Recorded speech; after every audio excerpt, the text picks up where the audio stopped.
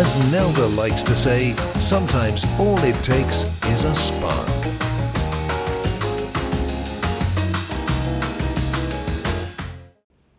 So there's a term that you used in What the F. It's called linguistic whack-a-mole. Could you explain what that is? That's right. So we have this idea that the way, especially as parents and educators, and sometimes as policymakers too, we have this idea that the problem with profanity is just that people are using it so much. And if there was some way we could stop people from using it, we could suppress it somehow, then it'll go away. And uh, and so that's what we do. As parents, we hear children say words that we don't like, and we say, "Don't say that," or we punish them. And the same thing happens in schools, and the same thing happens in terms of censorship. Right, words get bleeped out of TV shows, or movies fight to get lower ratings by excising all of the offending profanity out of them.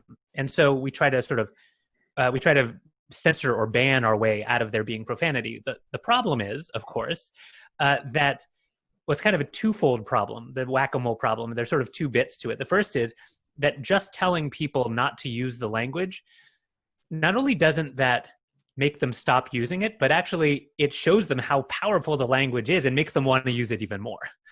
And second, even if you're effective at making sure that in certain circumstances people can't use certain words, people are going to just come up with new profane vocabulary that's going to skirt the entire situation.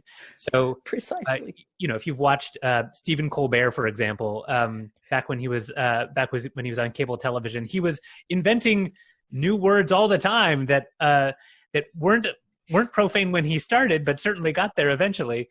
But that no one would think of censoring. And this is the nature of how generations define themselves through their language. Children, especially adolescents, they want to talk in ways that are defining for their social group, for their generational group, and that distinguish them from those generations that precede. And so the ways that their parents want them not to talk, they will talk.